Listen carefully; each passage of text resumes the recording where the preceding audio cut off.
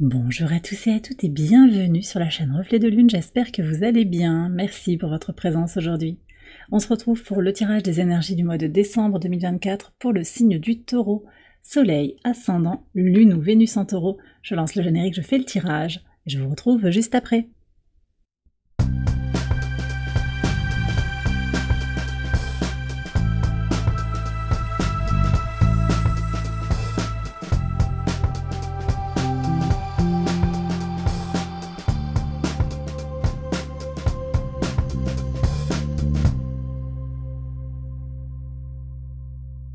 Alors on y va les taureaux pour les interprétations. Votre arcane majeur du mois de décembre, c'est la roue de fortune, une superbe énergie pour vous sur ce mois, qui nous parle d'évolution positive, de changements majeurs, peut-être des rencontres aussi inattendues.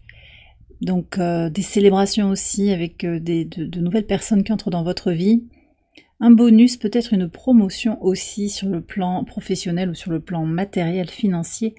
En tout cas, il y a une situation pour vous qui va évoluer positivement sur ce mois de décembre. Les messages de l'oracle pour vous, très spirituels, vous avez l'esprit avec le voyage du héros et l'illumination. Vous avez quelque chose qui s'étend, alors à la fois possiblement sur le plan matériel, mais aussi sur le plan spirituel, sur le plan intérieur.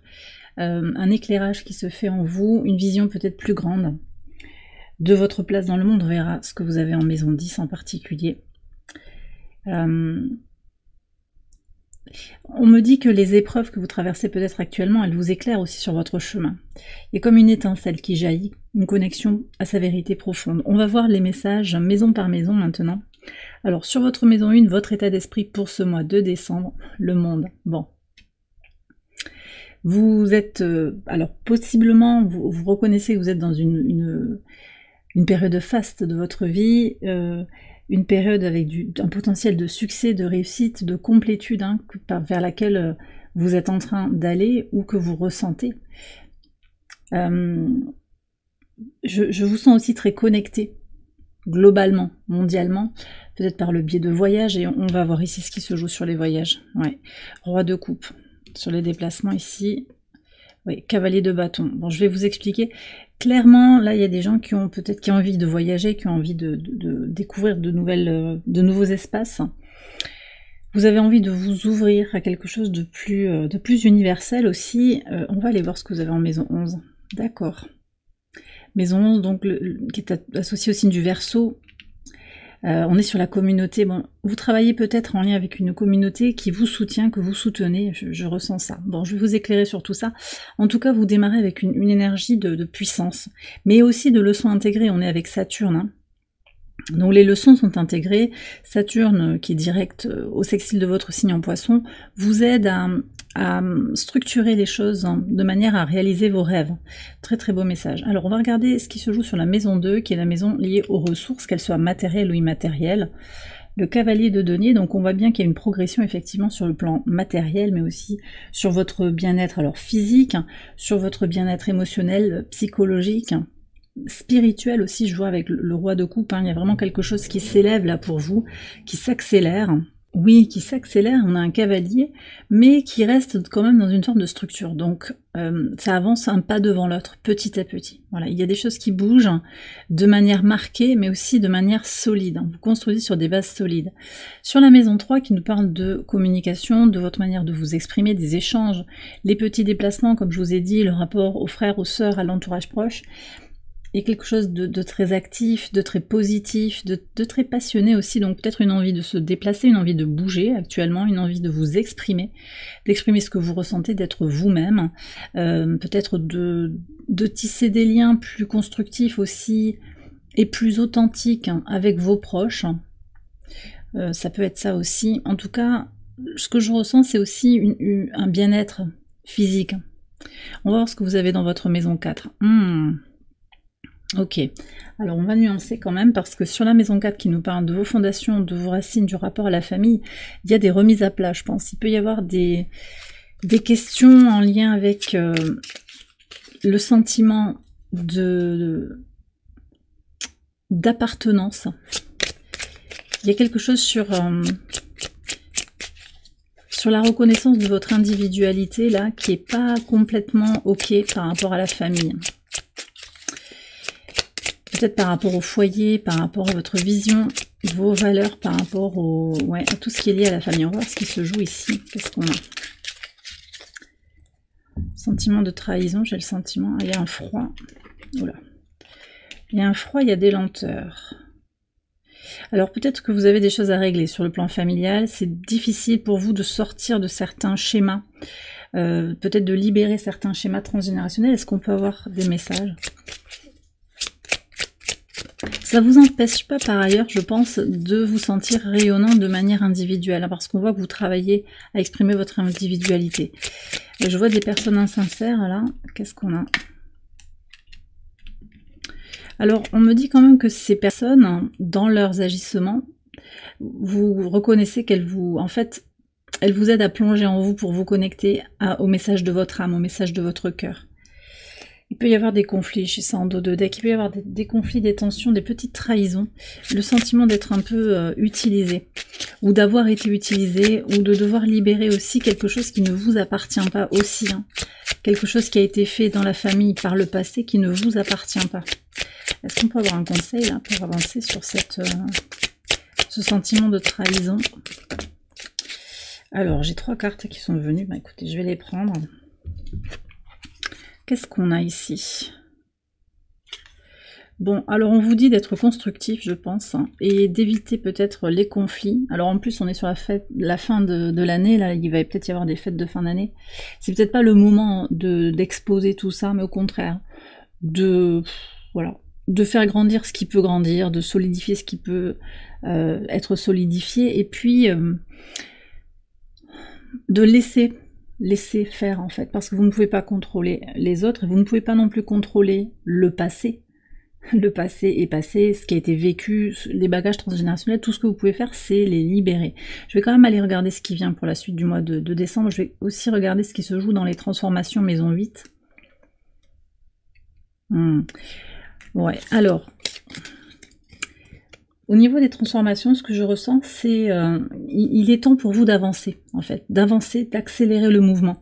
Donc oui, il y a du froid, il y a du retard peut-être par rapport à ces questions familiales. Mais c'est comme s'il était temps de trouver votre équilibre émotionnel, d'expression et physique par rapport à ces questions. Et on voit que par rapport à l'entourage proche, peut-être les amis, je pense que les amitiés sont soutenantes, mais il y a quelque chose à régler sur le plan familial. Et peut-être il est temps effectivement de libérer. Alors vous prenez si ça vous parle. Hein. On va aller voir ce qui vient sur la suite du mois de décembre, s'il vous plaît.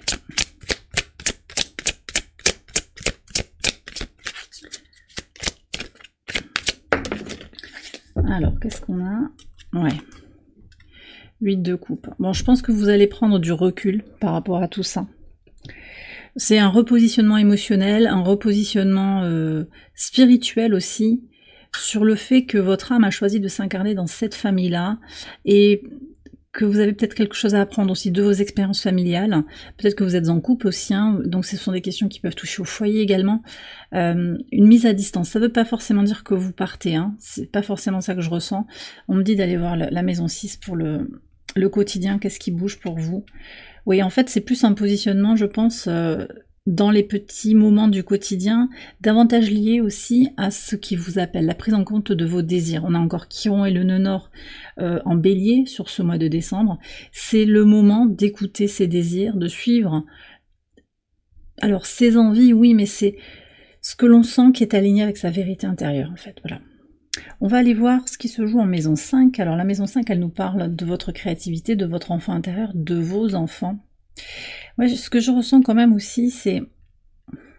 J'ai des personnes, c'est pas pour tous les taureaux là, mais j'ai des personnes qui ont un regret par rapport à des choix qu'ils ou elles ont fait par rapport à la famille. Il y a peut-être des questions de est-ce que je vais avoir des enfants, est-ce que j'ai pas eu d'enfants, est-ce que c'est ok? Et il y a comme un regret là quand même. On va aller voir.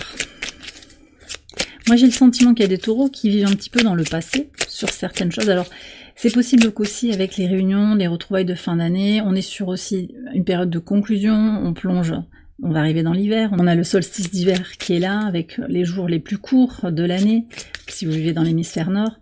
Donc il peut y avoir aussi cette idée de, ouais bon, c'est un peu lourd là, difficile de voir du positif. Qu'est-ce qui se passe là? Ouais. ça parle. Discussion. J'ai l'impression là que certains taureaux ont des personnes assez toxiques autour d'elles. Hein. Est-ce qu'on peut avoir un conseil? Ouais. 9 de coupe, en fait, je vous sens en fait dans une démarche individuelle forte.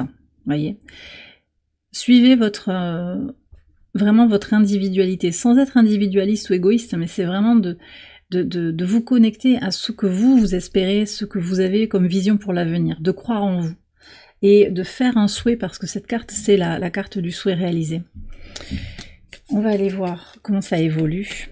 De toute façon, ce 5 de coupe, il vient marquer aussi, ça colle à la peau, hein, un petit peu. C'est pas facile de sortir de ces schémas de pensée, peut-être. Et je vous dis, les fêtes de fin d'année, les retrouvailles, hein, vont vous mettre face à des situations où vous allez être confronté, en fait, à nouveau, à ces limitations.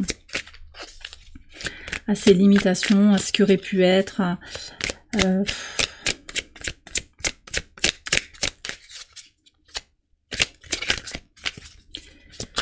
Est-ce qu'on peut savoir ce qui se passe? Ouais, il y a des grands changements quand même. Hein.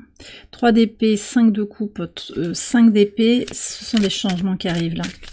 Sur l'estime de soi, sur l'épanouissement personnel, vous avez le magicien et le 2 d'épée. Il y a peut-être quelque chose à trancher et revenir à son potentiel. Est-ce que je peux avoir une carte, s'il vous plaît? Juste une. C'est peut-être ça aussi le déblocage. La roue de fortune, c'est aussi une énergie d'expansion qui peut amener aussi à se libérer de certaines choses hein, qui ne nous correspondent plus. Donc je pense que votre vie est en train de changer fortement. On ira voir aussi ce qui se joue dans les partenariats pour la vie sentimentale. Ouais, on a le 6 de bâton qui est là quand même. Hein. Donc je pense qu'il y a des choses qui vont se clôturer sur... c'est ça aussi ce que je voulais vous dire, c'est que on me reprécise bien sûr, l'année 2024 c'est une fin d'année, on fait un peu une espèce de bilan, et parfois on peut être un petit peu négatif, mais je pense que vous allez dépasser ça et retrouver votre énergie, votre équilibre en travaillant sur ces transformations. Le 8 de bâton, c'est retrouver son énergie, son équilibre énergétique, même quand le mental prend le dessus, même quand on a peur d'avancer ou que les choses sont figées, les gens ne changent pas. En fait, c'est votre positionnement qui va peut-être permettre aux autres de changer, mais en tout cas, vous serez repositionné. C'est ça que vous devez garder à l'esprit, je pense. Sur le quotidien, la routine, la santé, vous êtes très aligné avec vos désirs, vos besoins. Vous écoutez votre corps, vous vivez à votre rythme, en fait, et ça vous va bien. Peut-être que vous allez intégrer aussi une nouvelle routine santé ou une nouvelle façon de fonctionner qui vous correspond très très bien. Vous allez tester ça et ça va vraiment vous convenir, je pense. On va aller voir la maison 7, donc pour les relations, le rapport aux autres, la vie extérieure à vous-même. 4 d'épée. Ouais. Je pense qu'il y a des choses qui se stabilisent en fait sur les engagements, le rapport à l'autre. Alors c'est intéressant parce que je vous ai parlé quand même d'une évolution positive. Je pense que c'est plus individuel finalement que dans le rapport à l'autre.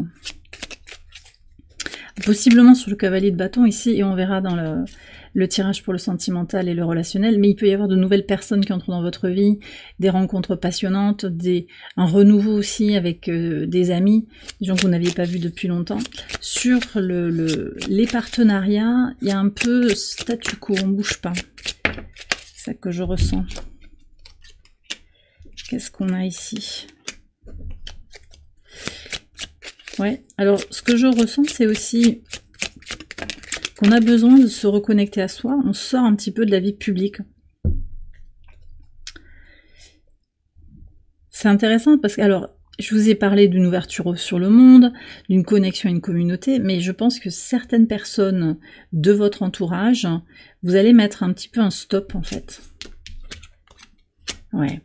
Il y a beaucoup de... J'ai le sentiment qu'il y a beaucoup comment dire ? On me dit d'artificialité, de superficialité et un peu des choses artificielles, des liens qui n'en sont pas. Et ça, vous allez vraiment faire le point aussi pour voir en fait avec qui vous vous épanouissez ou pas. Quel conseil on a? Sortir des croyances limitantes. Vous voyez, mais là, il y a quelque chose qui va se libérer sur l'enfant intérieur, sur les blessures, sur tout ce qui peut freiner votre épanouissement personnel. Et vous êtes invité effectivement à oser reconnaître ces croyances limitantes et à vous en libérer. Qu'est-ce qu'on a comme autre conseil? Remplir votre propre coupe, écouter votre intuition. Vous donner de l'amour inconditionnel, d'accord? Je pense que ce repos, il est nécessaire, cette pause un petit peu dans l'évolution. C'est un équilibre aussi, donc expansion oui, mais peut-être pas dans tous les domaines. Et certainement qu'au niveau relationnel, il y a quelque chose qui se met un petit peu en pause pour voir où ça va tout ça. Ah, le 2 de coupe. Alors peut-être aussi que vous allez sentir qu'il y a des blocages à certains endroits parce que il y a quelqu'un d'autre à rencontrer ou un partenariat plus sincère, un rapport plus fort avec vous-même aussi. Donc tout n'est pas perdu, mais je pense que voilà, il y a des remises à plat, c'est ça que je reçois en fait. Remise à plat, un temps de pause pour aller vers des personnes avec qui vous vous sentez bien, qui sont dans vraiment une sincérité, qui ont peut-être fait un travail sur elles, qui se connaissent bien. Ouais, c'est ça qui ressort. Bon, on verra ça dans le relationnel et le sentimental parce que je vais l'approfondir. Bon, les transformations, je vous ai dit, 8 de bâton, donc faites ce qu'il y a à faire. Ne résistez pas au changement en fait. Voilà. Ne résistez pas au changement. Sur la maison 9, on est sur votre rapport à la spiritualité, mais aussi sur l'apprentissage, les hautes études. On est aussi sur tout ce qui est lié au voyage. Je vous sens dans un équilibre entre le fer et donc l'énergie masculine du roi, et aussi l'écoute de vos besoins, quelque chose qui est beaucoup plus aligné en fait que par le passé, avec ce à quoi vous aspirez. On va voir pourquoi vous êtes dans cette énergie-là. Est-ce qu'on peut avoir un message? Ouais, il y a des transformations, vous sentez que vous êtes en train de vous transformer. Ça, c'est très très beau parce que j'ai l'enfant qui est là. L'enfant qui se transforme. Alors, l'enfant en vous qui va se finir par s'exprimer de façon spontanée au travers du jeu, au travers de la créativité, au travers aussi d'une rencontre sentimentale. Ça met un peu de temps, je pense, et peut-être que c'est déjà des énergies dans lesquelles vous êtes aussi, un sentiment un petit peu de crise, de doute. Par rapport à votre identité, par rapport à ce qui vous fait plaisir, ce qui vous fait du bien. Mais on voit que c'est en train de se transformer, d'accord? Vous êtes en train de guérir, de libérer des choses en lien avec l'enfant intérieur. Alors, est-ce qu'on peut avoir un conseil? Elle est là. D'accord, on avait le 2 d'épée qui était, je sais plus pour non, c'était pour le... Ah, encore avec cette histoire d'enfant, c'était pour la maison 5. Et encore l'énergie de la balance, donc travailler son équilibre. Travaillez votre équilibre, tranchez là où il y a à trancher. Et alors c'est pas forcément en coupant les ponts, hein. Ça peut être juste un positionnement émotionnel, un positionnement mental. On ferme la porte aux énergies qui ne sont plus alignées avec notre vérité intérieure. Parce que vous avez évolué, vous êtes en train d'évoluer, vous êtes en train de vous libérer de certains carcans. D'accord. Sur la maison 10, donc on est avec tout ce qui est lié au secteur socio-professionnel, votre idéal, votre vocation, votre mission de vie. Waouh, le jugement. Donc il y a un éveil ici qui est très clair. Une évidence en fait que vous touchez du doigt quelque chose qui est lié à votre mission de vie. D'accord? Ou que vous êtes à la juste place, ou au contraire que vous n'êtes pas dans la bonne mission. La bonne mission, la bonne activité, que vous perdez votre temps. Que vous perdez votre énergie. Très intéressant. Que vous soyez actif ou pas, de toute façon, c'est vers quoi vous mettez votre énergie, quelle est votre utilité, entre guillemets, pour les autres, en fait. Comment vous servez les autres, quelque part. C'est ça, l'idée. Sur la maison 11, hein, vos projets, vos espérances, les amitiés, le lien à la communauté. Donc là, on revient quand même sur des énergies de travail. Vous servez, je pense, vous aidez vos proches, vous êtes utile, c'est apprécié, vous construisez aussi peut-être une communauté, vous vous attelez à travailler pour vos projets, pour votre vision, pour l'avenir, et ça c'est extrêmement positif. Donc très très productif, et je pense que vous êtes entendu hein, sur cette vision pour l'avenir, mais il y a tout un paquet là dans un relationnel ancien, je pense, qui est à faire évoluer. Maison 12, hein, on va regarder la leçon à intégrer un petit peu sur ce parcours du mois de décembre. Ok, vous avez le pendu. Alors le pendu ici, je pense qu'il vient nous parler de connexion à sa vie spirituelle, si ça vous parle, mais aussi de regarder les choses sous un nouvel angle. de s'ouvrir à une nouvelle vision pour ce qui est en crise, ce qui n'est pas résolu encore et qui va se résoudre. Mais peut-être qu'il y a des blocages aussi qui vous aident à prendre du recul, à intégrer davantage les leçons. Vous l'avez déjà fait, hein, mais il y a encore... bon, c'est... on me dit c'est un mouvement qui est un peu, oui, permanent, de croissance successive en fait. Et c'est ok, c'est ok. Et vous avez le choix aussi de ne pas, à un moment, de mettre en pause et d'arrêter de travailler sur vous, de réfléchir à comment, pourquoi. Même si je pense que ce parcours, là, sur le mois de décembre, cette année, cette fin d'année, elle est importante pour vous, et même si vous vous mettez en pause, vous êtes quand même en train de travailler pour vous, sur vous et pour vous. Alors je vais faire une extension de ce tirage, vous la retrouvez sur Patreon, je vais approfondir les maisons, enfin le tirage maison par maison. Je vais tirer des messages oracles aussi pour éclairer tout ça. Vous trouvez cette extension sur Patreon, ainsi que toutes les extensions que je propose sur le plan mensuel, les tirages concernant le transit de Pluton en Verseau, les 6 mois à venir. Voilà, vous avez tout sur Patreon, je vous ai mis le lien en barre de description. Allez, je vais terminer ici avec un message de la source avec Angel Guide.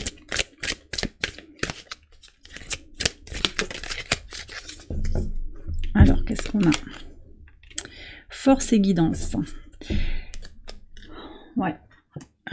Je pense que vous avez des intuitions, vous vous sentez guidé et vous êtes invité à vous écouter.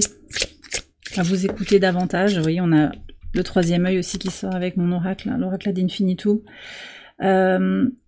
Écoutez votre intuition, écoutez votre guidance intérieure, écoutez vos guides si vous vous sentez appelé, si vous vous sentez guidé. Et soyez dans votre force intérieure et dans le courage aussi, en particulier quand les choses sont difficiles, quand il y a des blocages qui doivent être libérés. Avec la roue de fortune, on nous parle bien de déblocage, mais il va falloir aussi que vous fassiez votre part et que vous écoutiez votre cœur et votre âme, que vous vous connectiez à cet espace de sérénité pour retrouver vos forces, pour aller vers ce que vous désirez, vos aspirations. C'est ça, c'est le monde, c'est le 8 de denier, c'est construire quelque chose aussi pour l'avenir, pour vous-même. Donc voilà. Et le message donc avec le 3e œil ici, c'est j'accueille les messages intuitifs qui me parviennent avec gratitude. C'est un cadeau en fait pour vous, reconnaissez-le.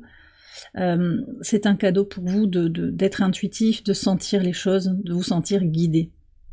Et bien voilà les taureaux, j'ai terminé votre tirage, j'espère qu'il vous a éclairé. Si c'est le cas, je vous invite à liker la vidéo, à vous abonner, à partager, à commenter. Vous pouvez également aller voir les autres vidéos de cette série, comme d'habitude, pour votre ascendant, votre lune ou votre Vénus. Je vous souhaite un excellent mois de décembre, je vous embrasse bien fort, je vous dis à très bientôt pour les prochaines vidéos. Bye bye.